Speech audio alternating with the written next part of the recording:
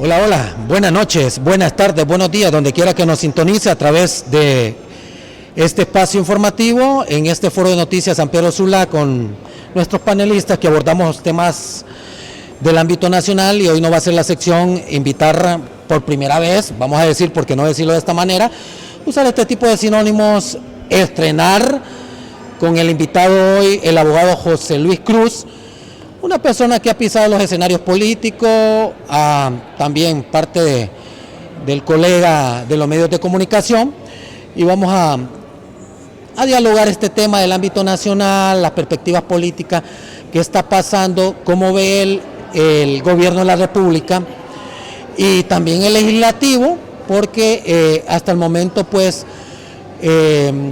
el pueblo hondureño tiene una perspectiva, y también aquí se habla que se gobierna para un sector, se gobierna para el empresario y se gobierna para el pueblo hondureño. Bueno, todo esto solo para poner el contexto en cuanto a nuestra agenda informativa. Abogado Cruz, buenas noches. Qué gusto saludarle, estimado Arlington Aguilar.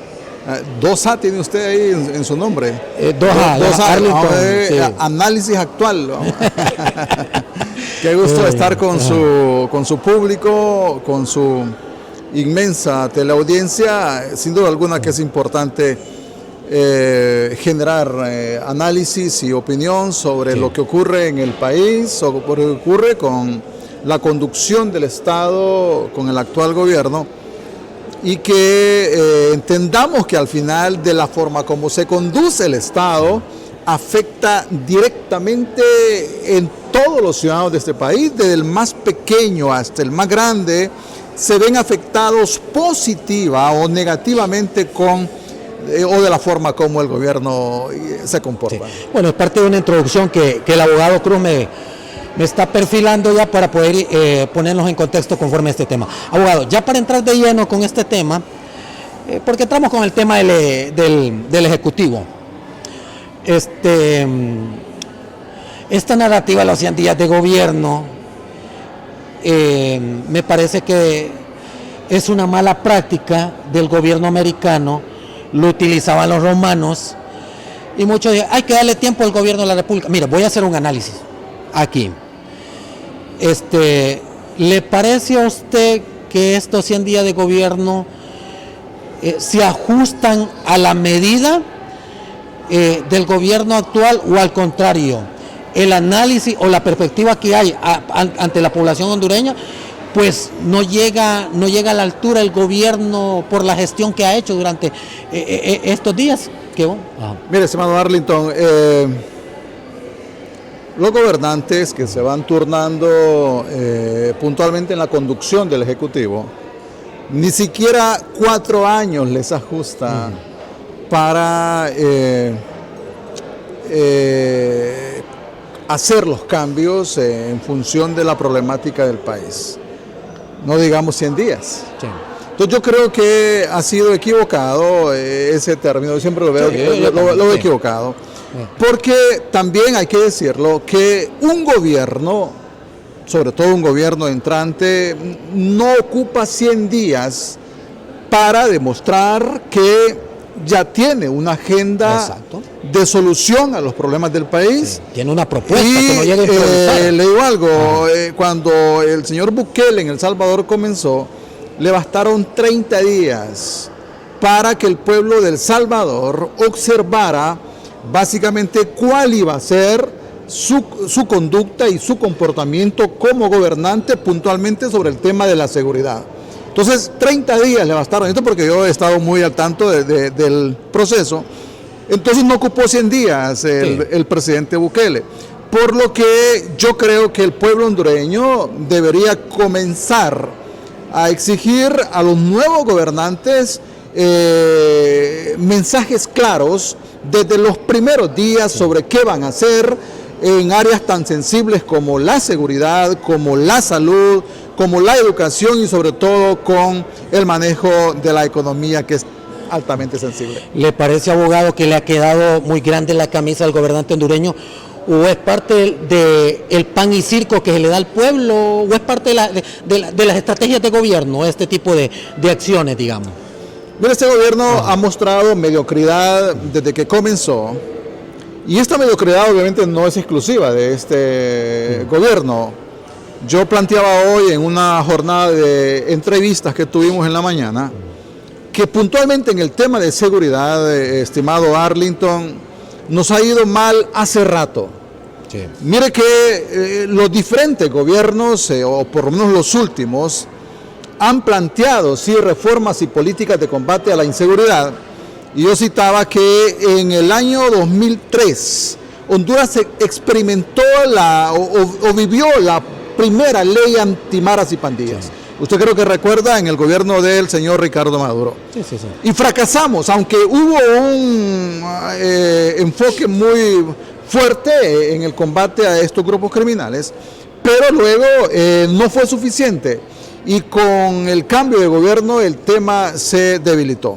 Luego en el 2015, usted creo que recuerda, hubo una serie de reformas al Código Penal, puntualmente con la implementación de penas altas para jefes de grupos criminales.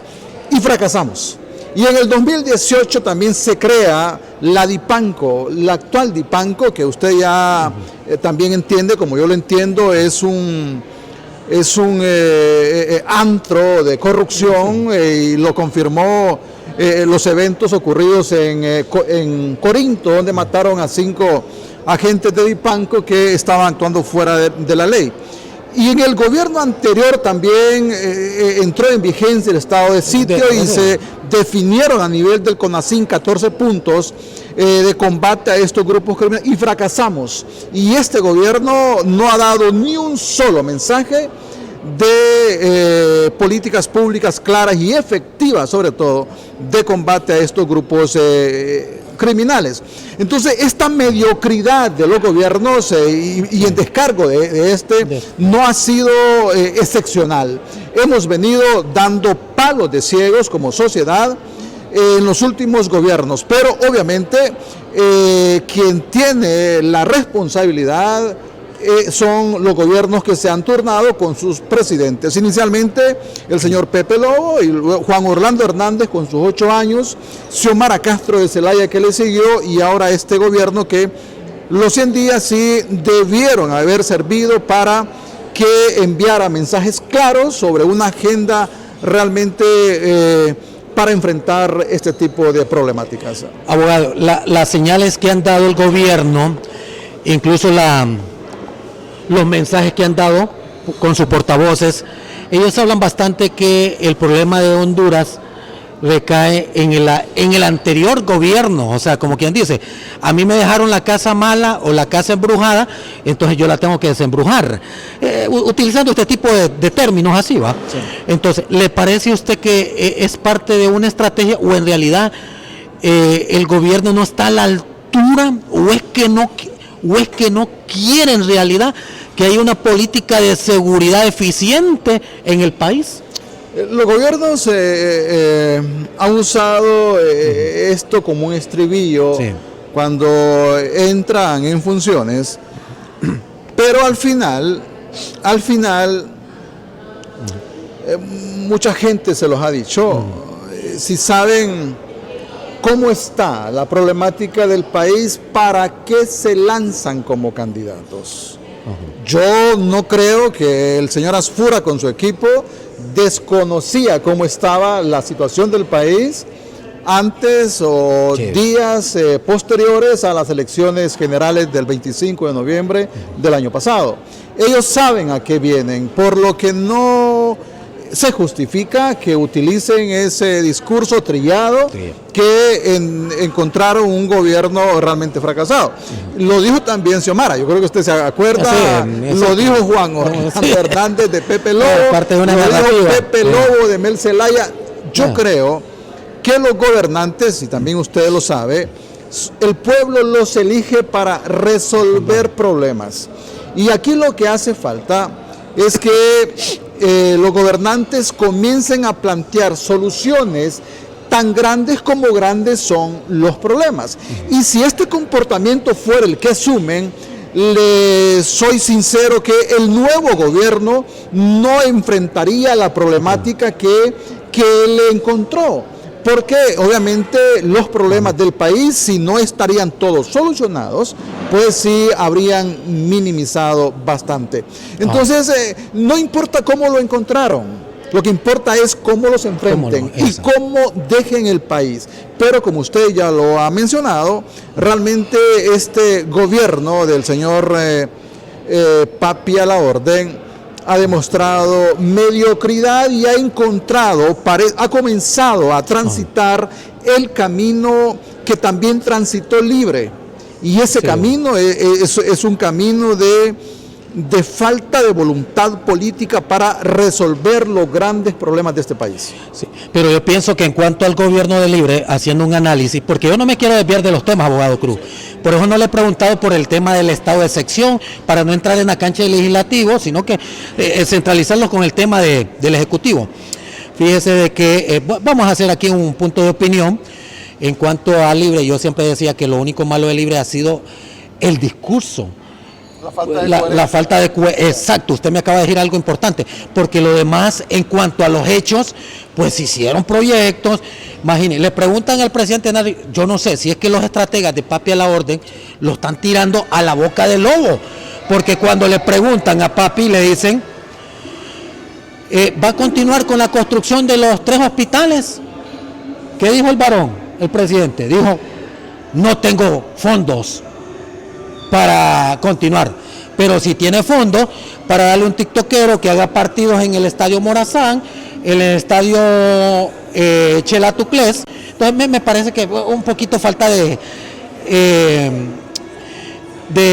empatía a la población, falta de coordinación, que el gobierno le hace falta un poquito más de asesoramiento. ¿Le parece a usted que el gobierno no es que desconoce los casos, sino que lo está haciendo como un show mediático para desvirtuar o para desviar el tema de algunas otras cosas que estén pasando? Mire, estimado Arlington, todos fuimos testigos hace unas horas atrás de lo que dijo el señor Papi a la Orden. Y pocas veces lo hemos escuchado de un gobernante. Sí, sí es cierto. Porque los gobernantes por lo menos tienen el sentido común para entender y saber lo que tienen que decir. O como usted dice, si no lo saben, acuden a sus asesores. Pero un presidente no debe decir que no tiene capacidad el gobierno o el Estado para darle mantenimiento a los hospitales públicos.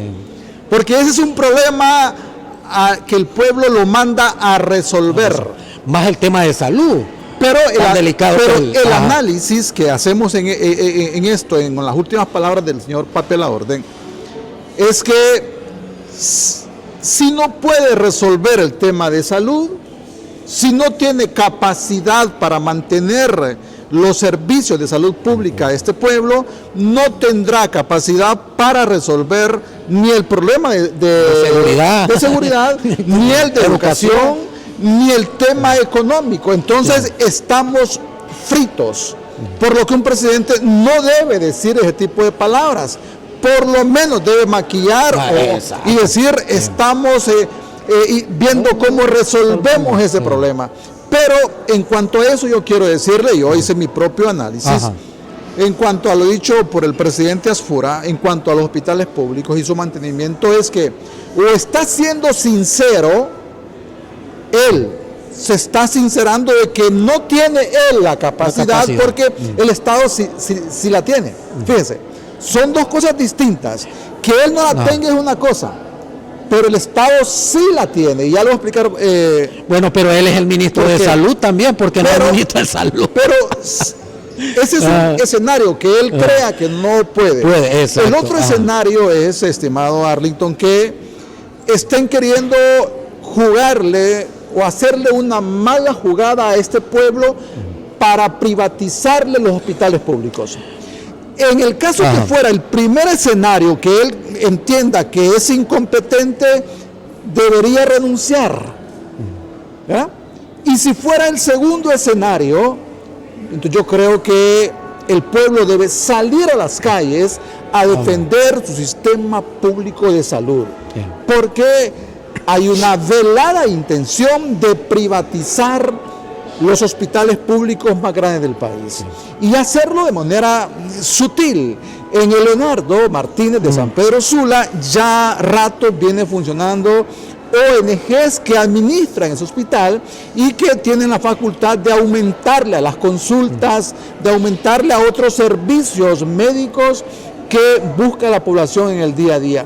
Entonces lo quieren hacer igual en el Catarino Rivas, en el Hospital Escuela, en el San Felipe, en el Santa Rosita, en el María, sí, que es tan sensible la atención que presta, y hay que ponerle mucha atención a esto. Sí. Entonces, solo lo planteamos como contexto para que el pueblo tome conciencia y tenga la última palabra, si defender su sistema de salud público o dejar que este gobierno sencillamente lo privatice. Sí. Bueno, ya que tocamos el tema de privatizar, también nos vamos a tocar el tema de la Empresa Nacional de Energía Eléctrica, porque aquí lo que hacen es cambiarle el nombre. Son los mismos jugadores, pero con diferentes equipos, o sea, se cambian el nombre, porque cuando se habla de privatizar, imagina el tema del ENE, me parece, por eso yo le decía, si es una diatriba de querer darle pan y circo al pueblo hondureño para desvirtuar otros temas, yo le preguntaba a un analista político, ¿qué piensa de la privatización de la energía eléctrica? No, sí, hay instituciones que tienen que privatizar, como Hondutel, como Lené, me mencionó algunas ahí, ¿va? Para el mejor sostenimiento de estas estatales del Estado. ¿Le parece a usted que en realidad debemos de privatizar algunas instituciones del Estado? ¿Abogado? La ENE hay que defenderla con uñas y dientes. Yo creo que la ENE debe funcionar con ese equilibrio de servicio público y con ese equilibrio de competitividad para el país, para el sector privado del país. Y obviamente lo que ha habido históricamente en la ENE es un saqueo permanente de los grupos políticos y económicos. Y hay que aceptar que, si bien es cierto, la ENE enfrenta pérdidas de casi 10 millones al día por el tema de pérdidas, pero también hay que entender que aquí hay grupos económicos que se han borrado cantidades multimillonarias en gobiernos anteriores que lo tenían con la ENE y que por su afinidad y control del poder político sencillamente se las han borrado. Pero la ENE hay que rescatarla, hay que fortalecerla, hay que ponerla a tono con la competitividad de otras empresas de este tipo de servicios en Centroamérica, que nos permita al final tener energía altamente competitiva, que la empresa privada vea en esto un estímulo para la inversión en el país. Lo que hay que hacer es básicamente hacer que la ENE sea eficiente, cobrándole a cada quien lo que cada quien consume, desde los más encopetados en este país hasta el más humilde. Y yo también sí creo que hay que cobrarle más a los que más consumen. Sí. Estoy completamente de acuerdo, pero mientras la ENE no resuelva ese tema de pérdidas y también busque otros nichos de generación de energía, la empresa va en retroceso y un día de estos todo apunta que la podemos perder. Bueno, pero este no es un problema que nació hoy, es un problema ya muy viejo, que se viene llevando a cabo durante periodos anteriores. Abogado, ahora bien, vamos con el tema del combustible.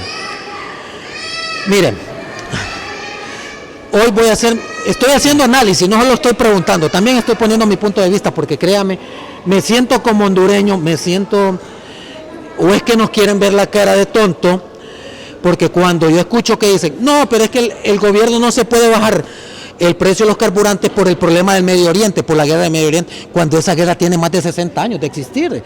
Cuando el gobierno, aclaro, fui crítico con el gobierno de Libre, fui una línea crítica con el gobierno de Libre, pero en ese aspecto, por lo menos Libre, se ajustó el impuesto de los carburantes para que los carburantes no pasaran de más de 100,000 lempiras por galón.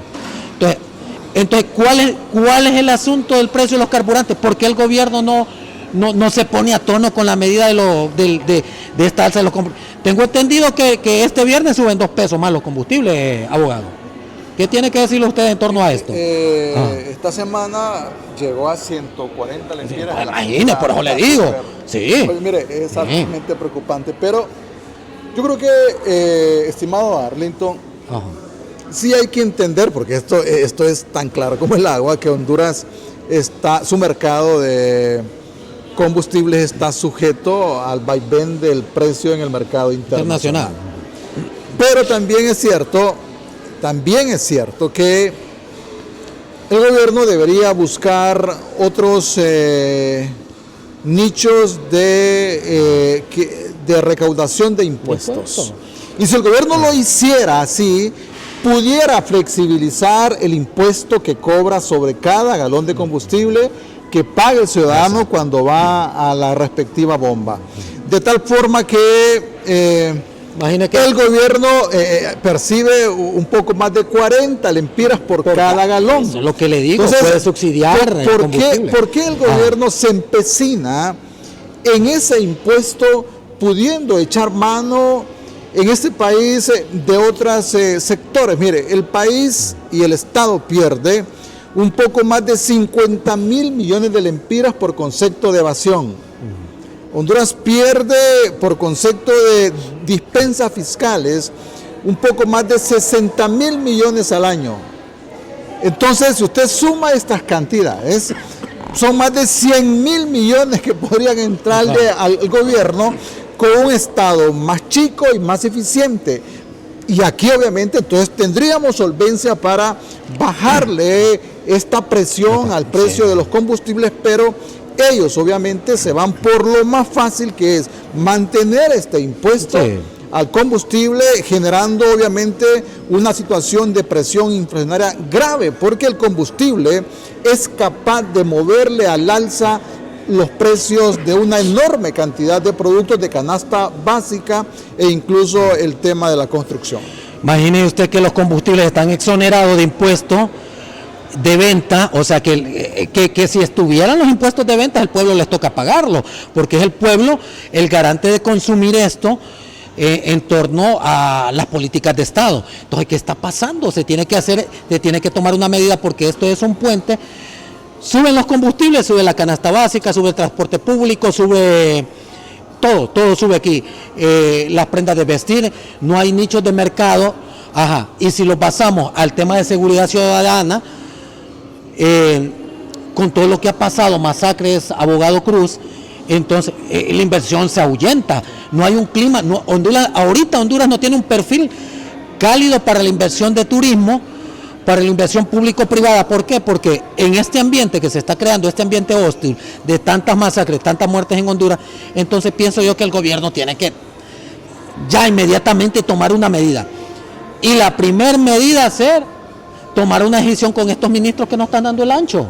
¿Les parece? Empezar por los ministros. ¿O le parece que el presidente en realidad a él le responsabiliza toda la culpabilidad, o tiene que tomar las decisiones en parte a los gabinetes, abogado? El tema de la inseguridad puntualmente y su fracaso tiene nombre y apellido. En este momento, el señor Juan Nasserry Asfura.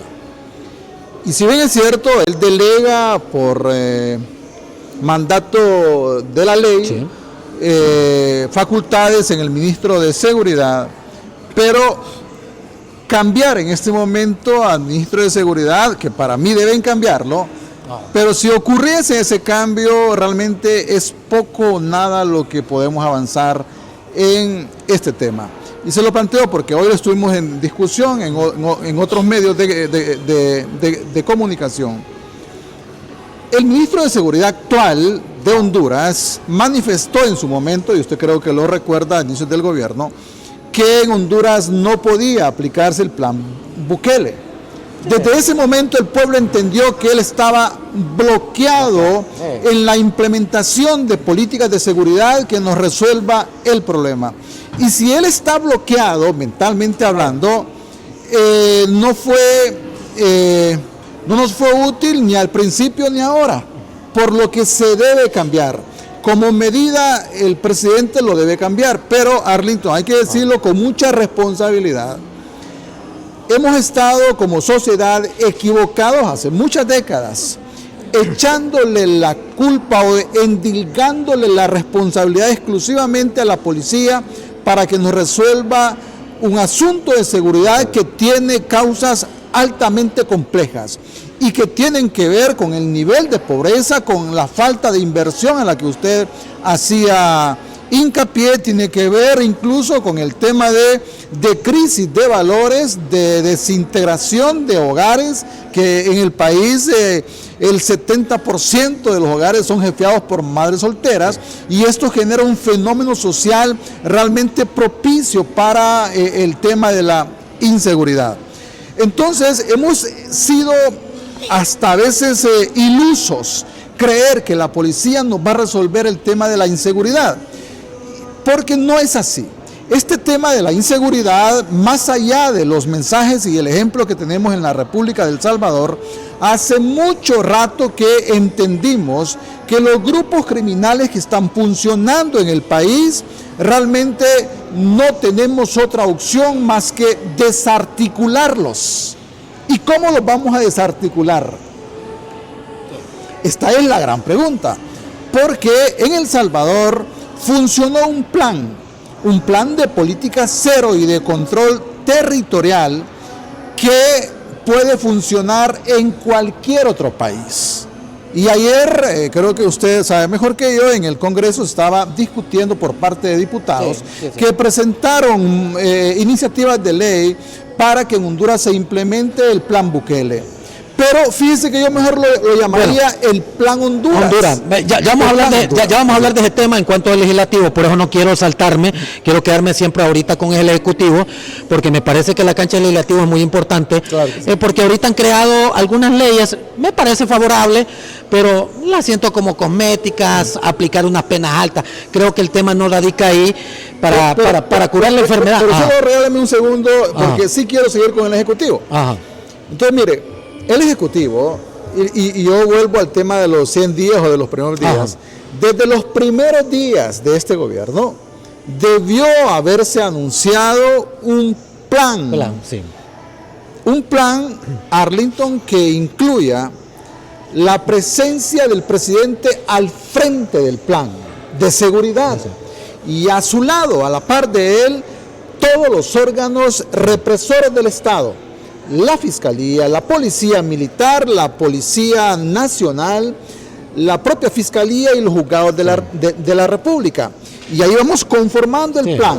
Una vez que tenemos esto, entonces el presidente debe tener la suficiente fuerza para depurar a estos órganos. Y luego, como tienen los diputados, conseguir el financiamiento para el plan de seguridad. Y una vez que esto ha ocurrido, entrar a la cuarta fase que permita la extracción de miembros de grupos criminales y meterlos en una enorme cárcel para después de esto comenzar con el enfoque preventivo. Esto es lo que el gobierno no ha hecho. Y parece que no lo va a hacer. Y si no lo hace, estimado Arlington, pues entonces resignémonos a que en este gobierno las condiciones de seguridad no van a mejorar. Bueno, abogado, antes de irme a nuestra primera pausa, quiero finalizar con esto, porque ahí nos quedamos con el tema del legislativo. Me contesta, el cementazo. Fíjese que yo tuve un analista y hace 2 meses me lo dijo, como que me predijo, Arlington, el problema del gobierno se va en beneficio en los convenios con la empresa privada y viene un problema del cemento en el país. Y hasta hoy, yo como tú estuve fuera de combate en cuanto a lo laboral por la pérdida de mi amado padre, entonces me perdí como 1 mes y medio del mapa, no hice foros, no hice programas, entonces tengo una semana de haberme puesto al hilo con los temas. Entonces digo yo, lo que me dijo aquel analista estaba en lo correcto. Volvemos al problema del cemento. Tanto criticaron a China, yo no sabía que estábamos consumiendo cemento chino en el país, para mí era nuevo, yo solo sabía que la industria china estaba operando aquí porque los emprendedores me decían, tenemos competencia desleal con los chinos, me lo decían los emprendedores. pero no sabía yo que teníamos cemento chino en el país y que dicen que fue un PCM que no lo aprobó el Congreso anterior. El Congreso anterior no aprobó ese PCM, el cementazo chino, en el país, y que ahora tienen este problema, por el problema de las cementeras hondureñas. ¿Qué nos tiene que decir usted, abogado, en torno a esto? Pues lamentable el comportamiento del presidente con sus ministros, porque la única forma de sacar un país adelante y de mantener realmente precios accesibles al consumidor, puntualmente en el tema de la canasta básica de la construcción, es manteniendo, fortaleciendo la competencia, el libre mercado. Mire, fíjense que yo hoy fui a una ferretería con mi esposa y le ofrecieron dos tipos de cementos a un cliente que está escuchando. Cemento producido aquí en el país y cemento chino. Y el cliente decidió por el cemento chino, porque es más barato, solamente le costaba 180 la bolsa de cemento.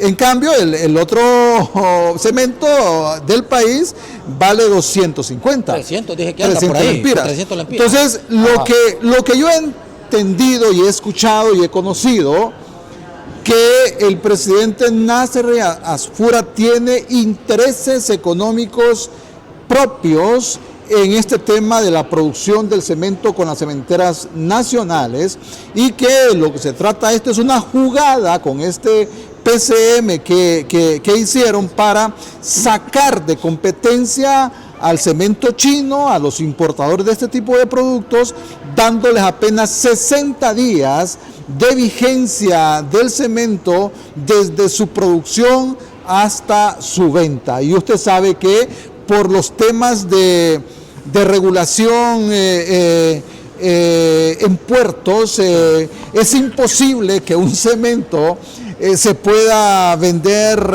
en tan poco tiempo desde que sale de su país de origen, por lo que obviamente la empresa, los importadores de cemento chino tendrán que salir del mercado, dejándole pues la exclusividad del mercado a los productores del país.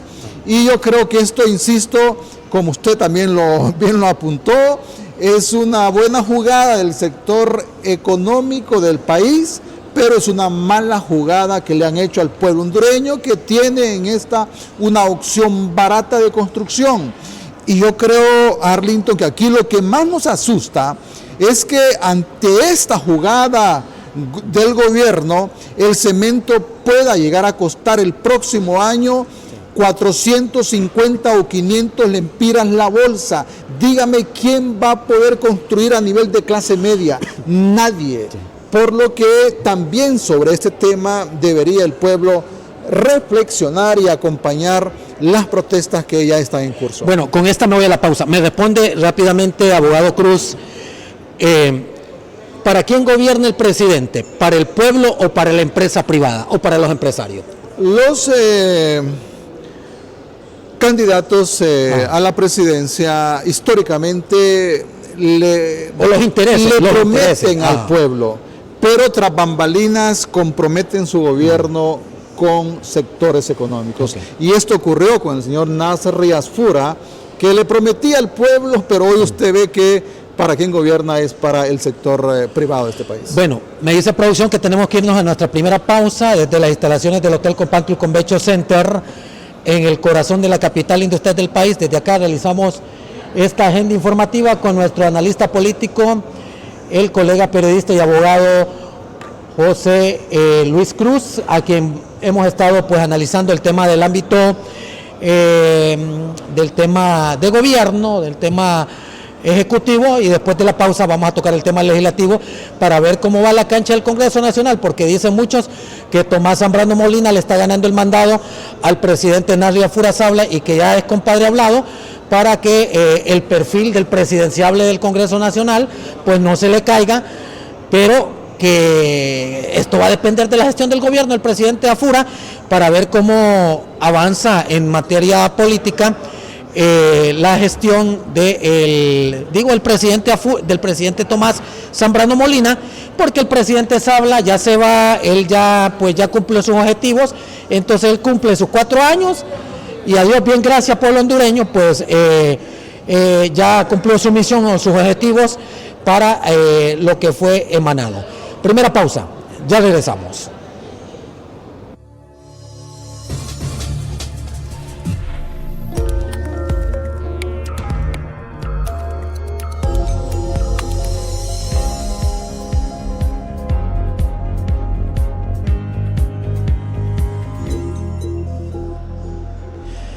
Continuamos siempre con nuestra agenda informativa. Nuestro invitado, el abogado Cruz, a quien hemos querido, bueno, ya muchos lo conocen porque han dado en la palestra pública, ha pisado los escenarios de la política, en los medios de comunicación. Y para ponerlos en contexto, antes de irnos a la pausa, yo les decía que íbamos a tocar el tema legislativo y lo vamos a tocar. Por eso yo no le preguntaba, no le quise tocar nada de legislativo, de leyes, de decretos y todo. Abogado Cruz, ¿le parece que el Congreso tiene nuevamente que ampliar el tema de la policía, ¿cómo que se llama? El estado de sección. No le parece. Tiene que ampliar el Congreso el estado de sección, o le digo yo por tantas muertes, para darle más prioridad al tema policial. Mire, el Estado... Vamos a darle aquí el micrófono al abogado, aquí podemos darle al abogado. Aquí, tome. Deme aquí, muchas gracias. Mire, el estado de sección, estimado Arlington, tiene sus requisitos constitucionales. No es al antojo y el capricho de los gobernantes. Pero bueno, esta gente no lo ha hecho por la crítica que mantenían al estado de sección con el gobierno anterior. Sin embargo, el Congreso solamente ha servido en estos días que han corrido el nuevo gobierno para una cosa, y eso es básicamente para hacerle juicios políticos a la oposición. Pero sí ha tenido el Congreso, Arlington, la oportunidad de quedar bien parado con el pueblo hondureño y no lo han hecho. Han desaprovechado una oportunidad histórica, y esta ha sido la reciente aprobación del presupuesto general de la República para el ejercicio fiscal 2026. ¿Y por qué digo que la han desaprovechado? Porque el Congreso debe pasar de un escenario de mediocridad legislativa a un escenario de productividad, de beneficios sociales para este pueblo. En el Congreso, que es el corte transversal de la sociedad y de los partidos políticos, está la solución de todos los problemas del país, de salud, de seguridad, el tema económico y el tema de salud. Sin embargo, no lo hacen porque ha sido siempre congresos supeditados y sometidos al poder ejecutivo. Pero le retomo el tema del presupuesto de la República, que lo aprobaron el mes pasado. Mire, este país necesita, Arlington, esta sociedad, este pueblo necesita en este momento 10,000 nuevas escuelas y colegios para atender esa demanda de jóvenes y niños que ni estudian ni trabajan. Obviamente más de 1 millón de niños que no estudian en el país no lo hacen porque no hay espacio físico, porque no hay escuela. Entonces, un Congreso responsable, un Congreso que ama a este pueblo, un presidente del Congreso que amara a este pueblo, como tiene en sus manos la aprobación del presupuesto, metiera por lo menos la construcción en este año, tal vez no de los 10,000 nuevas escuelas, pero que metiera 2,000, que metiera 3,000 nuevas escuelas, y lo pone en la ley, y cuando ya es publicado esto en el diario oficial, la Gaceta, el Ejecutivo debe sencillamente darle cumplimiento. Pero vea que el Congreso no ha servido para esto, que esto es lo que el pueblo espera, pero sí ha servido para hacerle juicios políticos a la oposición. Y la pregunta es, ¿el pueblo come juicios políticos? Estos juicios políticos le han abaratado el combustible, le han dado seguridad al pueblo, le han dado salud. La respuesta es no. Entonces, este Congreso de Tomás Zambrano, al igual que el anterior, no le ha servido a este pueblo para nada en lo que va de este nuevo gobierno. O sea que para usted el juicio político, independientemente de quién se sea, de libre, liberal, nacionalista, no entra en el escenario público. Es que mire, el juicio político es una figura constitucional contemplada en la Constitución de la República y también en la Ley Especial de Juicio Político. Sí. Y que yo en su momento he cuestionado la falta de debido proceso en la ejecución de los mismos. Y yo cuestioné incluso el actuar de consejeros en el pasado reciente y cometieron efectivamente delitos y razones para hacerle juicios políticos. Lo que yo le estoy diciendo es que el Congreso, más allá de juicios políticos, debería ser un instrumento de desarrollo de las necesidades de este pueblo en el tema de salud, de educación y el resto. Pero obviamente tenemos un Congreso convertido en un arma para aniquilar políticamente a la oposición, pero no para generarle los beneficios sociales y económicos que la sociedad espera tanto del Congreso como también del Poder Ejecutivo. Sí. Ahora bien, la aplicación de leyes, especialmente con ampliar las penas por el delito de extorsión, ¿le parece que son leyes que en realidad se necesitaban o se debe de mejorar o tratar otro tipo de leyes, entre ellas las reformas al proceso electoral? El decreto 84-2026 que fue aprobado el 18 de mayo y publicado en el Diario Oficial de la Gaceta el 22 de mayo pasado, no nos va a servir de nada y va a quedar como papel mojado si el Estado no toma esa herramienta que le da más facultades para seguir a grupos criminales, capturarlos y ponerlos en una cárcel. Y esto no es nuevo. Yo le citaba a usted lo que ha ocurrido desde el año 2003 en cuanto a reformas del Código Penal y creación de otra institucionalidad y que no nos ha servido de nada. Por lo que si esas reformas al Código Penal en cuanto al tema de la extorsión y el incremento de penas más la reconfiguración de los grupos criminales, si el Estado no agarra esas reformas, puntualmente el Ejecutivo, y va con ellas a seguir a los delincuentes, sencillamente aquí no va a pasar absolutamente nada, estimado Arlington. O sea que son leyes cosméticas prácticamente, ahí como dice usted, solo es papel mojado. Ahora bien, ¿por qué no al inicio cuando ganó el Partido Nacional, el primer tema de bandera fue reformas a la ley electoral? O ya no se toca el tema de la CICI. Muchos dicen que Libre dejó la CICI aprobada, otros dicen que no la dejó, que el primero que no quería la CICI era Libre, y ahora se le están pidiendo a los nacionalistas que porque no tocan el tema de la CICI.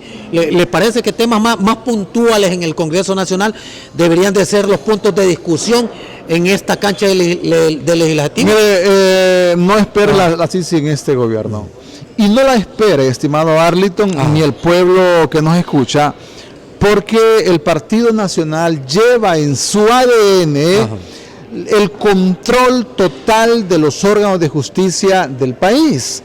O sea, ellos quieren tener todo monopolizado. Y si ese es el tema, ellos no van a traer aquí una CICI que realmente les impida el control de la Corte, el control de la Fiscalía y el control del resto de órganos controladores del Estado. No espere la CICI. De hecho, el antecedente de echar a la MASI le puede dejar muy claro a usted y a su público que ellos no traerán la MASI, además no la ofrecieron, porque saben que la MASI realmente es una enemiga de los corruptos y el Partido Nacional parece que lleva en su ADN la corrupción, y lo digo como ciudadano, no como político, sino haciendo una lectura a todo el ejercicio de gobierno que ocurrió tanto con Pepe Lobo como los 8 años del partido de Juan Orlando Hernández. Abogado, le voy a hacer una comparación porque el pueblo me dice de que pareciera que el perfil están como compadre hablado, que el presidente del Congreso, Tomás Molina Zambrano, con el presidente de la República, Narria Furazabla, tu perfil bajo, yo perfil alto. Tú te reúnes con los payasos allá, con los tiktokeros y todo, pero el presidente del Congreso, porque por lo menos hay que ver las cosas a simple vista. Por lo menos el Congreso se mira de puertas abiertas, se mira reuniones, se mira que el hombre atiende a los de las iglesias, a los emprendedores, a los futbolistas, a los que más han entendido, por lo menos se mira más diálogo, más consenso o más leyes aprobadas en el Congreso Nacional, por lo menos en comparativo al legislativo, al ejecutivo, que diga. Entonces, ¿le parece a usted que todo es una estrategia para darle, como quien dice, la venia o dejarle la vía sola al presidente del Congreso Nacional para que sea el candidato presidencial y que pueda ser el próximo presidente de la República? Mire, no vamos a negar que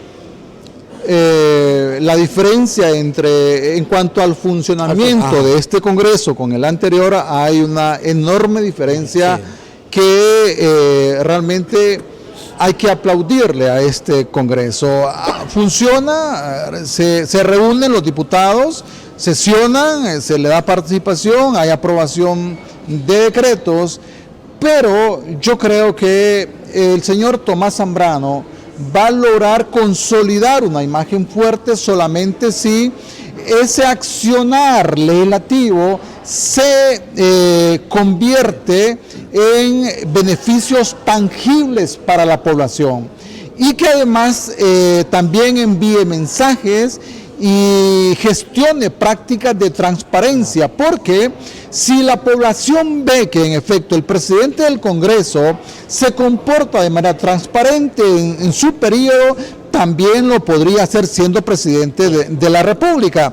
En tal sentido, si continúan con la prostitución y la corrupción a nivel del fondo departamental, si continúan con el derroche de recursos a nivel de burocracia en el Congreso, sencillamente las cosas no van a cambiar mucho. Y lo digo porque yo me asusté cuando en el periodo anterior de Luis Redondo escuchamos que habían 150 asesores del señor presidente, pero con Tomás Zambrano se está escuchando que hay 170 asesores, o sea, hay más asesores que diputados, por lo que estos mensajes son altamente negativos y que al final el pueblo hondureño podría terminar castigándolos. Bueno, pero si hablamos de que le pueda pasar factura la imagen corporativa que pueda tener el gobernante hondureño al presidente del Congreso, pero si ellos tienen todos los poderes del Estado de su lado, ya van a elegir el consejero de Marlon Ochoa, el del Tribunal de Justicia Electoral. Ya tienen al fiscal general, tienen al presidente de la Corte, a Werner Vallecillo, al fiscal general Pablo Emilio Reyes, tienen todas las monedas a su favor, digamos. ¿Le parece a usted que puede, digo yo, me parece a mí más bien como que la imagen negativa le podría ayudar más bien, le podría darle una patadita un espaldarazo más bien al presidente del Congreso Nacional, dependiendo de la gestión que él haga, o sea, dependiendo de los resultados que él haga, ¿va? Entonces digo yo, porque aquí siempre aquí nunca se deja de hablar de política, y la política sigue los 365 días del año, ¿va? Entonces, tenemos que ver las cosas a futuro. El otro año venimos a elecciones internas. Y así como van las cosas, me parece que muchos hablan que el Partido Nacional se debilita, siempre está el Juan Orlandismo en el Partido Nacional y que se está cumpliendo la profecía de los audios de Juan Orlando Hernández Alvarado, que me parece eso que yo lo veo como que está fuera de contexto, yo no sé, esa es mi percepción, ¿va? Que se pueda vincular lo de la masacre de Colón, que lo otro allá, no, me parece que eso no. Le digo yo esto en cuanto a estos análisis, porque me parece que, creo yo que para ahí vamos en torno a la imagen del presidente del Congreso Nacional. Ahora bien, el Congreso Nacional, con estos convenios, vamos a utilizar meritocracia. La meritocracia que habla del Partido Nacional, porque tiene militantes del Partido Liberal, en las instituciones de gobierno que dicen que incluso aquí en el departamento de Cortés manda más los liberales que los cachurecos. Dicen que aquí hay un diputado liberal que es el que pone las chambas acá, ¿va? Dicen que aquí no es ni Junior Burbar el que manda, sino que manda un candidato del Partido Liberal acá. Usted ya lo conoce, abogado. ¿Cree usted que esta estrategia le puede pasar factura al Partido Liberal o cómo ve? Porque ahí es una destazadera la que se va, porque todas las leyes que se aprueban ahí solo van a levantar la mano, porque el Partido Nacional y Libre ahí no tiene vela en el entierro. ¿Le parece que es un buen convenio que han hecho con el Partido Liberal? Mire, yo siempre cuestioné este matrimonio. Ajá. Porque el Partido Nacional, producto de ese abandono ya en la atención de los problemas de inseguridad y en el tema económico y de encarecimiento de la vida, está comenzando su descenso de cara a las próximas elecciones. Y con ese descenso, y en ese descenso va también alguna imagen del Partido Liberal producto de lo que hizo puntualmente Jorge Cálix. Y hay que dejar muy claro que de estos convenios bajo la mesa entre Jorge Cálix y el señor Tomás Zambrano no está incluida el ala liberal que comanda el señor Salvador Narrala. Pero yo creo que, y sigo creyendo que para mantener incólume las posibilidades de triunfo electoral del Partido Liberal en las próximas elecciones, es importante que hagan un corte de ese matrimonio, que genere un divorcio y que el Partido Liberal comience a hacer una oposición que le permita al pueblo ver a este partido como opción real de triunfo electoral. Pero si esto no ocurre, estimado, el Partido Nacional habrá alcanzado su objetivo: debilitar al Partido Liberal, dividirlo, para reducirle las posibilidades de triunfo en las próximas elecciones. Ojalá que puntualmente la autoridad partidaria del Partido Liberal entienda esto y que más allá de cualquier interés que pueda tener, ponga primero y por delante los intereses de esta entidad política que es digna de mejor suerte. Con este repunte en las elecciones pasadas, yo creo que el Partido Liberal, con un pequeño empujoncito, podría gobernar el país en el próximo cuatrienio. Bueno, abogado, ya casi nos queda pocos minutos para ir culminando nuestro programa.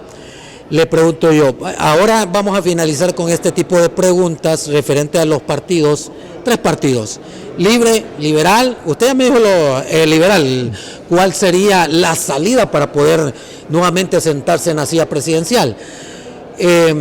¿Cómo ve el Partido Libre? ¿Cree que pueda resucitar o tenga la posibilidad nuevamente de gobernar el país? Mire, eso va a depender del nivel de desgaste del Partido Nacional en el poder. Pero yo creo que también va a depender del comportamiento que ejerzan las autoridades del Partido Liberal y que su crecimiento también pueda restarle posibilidades al Partido Libre. Ajá. Pero Libre pues tiene posibilidades. Usted vio que cuando salió el Partido Nacional con su gobierno comandado por Juan Orlando Hernández, creíamos que el Partido Nacional pasarían 20 años o más para que se volviese a recuperar. Y solo pasaron 4 años y hoy nuevamente están gobernando. Pero al final creo que es muy prematuro para hacer este tipo de premoniciones, pero yo veo más cerca, y es mi juicio personal, de triunfo al Partido Liberal en las próximas elecciones que al Partido Libre o al Partido Nacional. Pero ahí ocuparían una alianza de los dos, ambos de los dos, porque lo contrario no se descarta, en política no se descarta nada. Porque imaginen, ahora bien, bueno, si los candidatos, ¿qué pasa? Usted que sabe que han dado ahí cerca del Partido Libre y todo esto, pero a mí, yo siempre que le he escuchado al abogado Cruz, he tenido esa percepción, digo yo, me ha gustado la postura, y le digo yo al compañero, llámelo, le digo. Y fíjese que yo que casualmente, yo decidí que a partir de hoy, dije yo, voy a tener entrevistados de Libre y Liberal.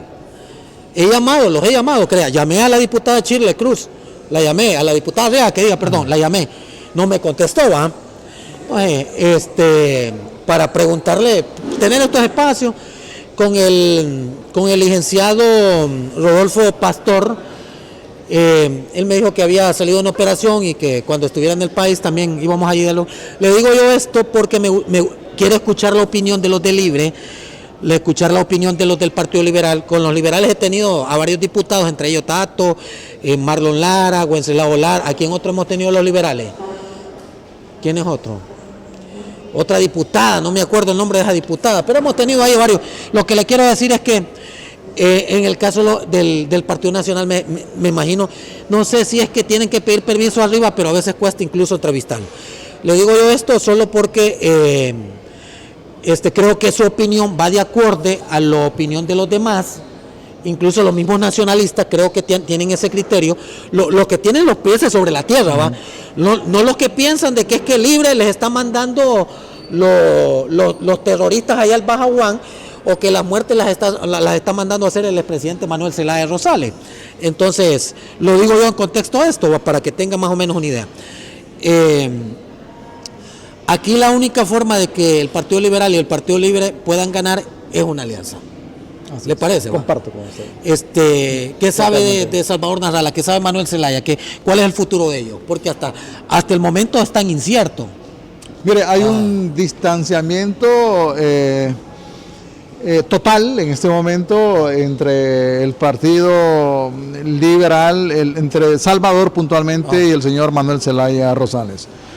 Yo creo que se va a mantener esta situación y que si hay una alianza, por lo que hemos platicado con el ingeniero Narrala, sería del Partido Libre hacia el Partido Liberal, pero no del Partido Liberal hacia el Partido Libre.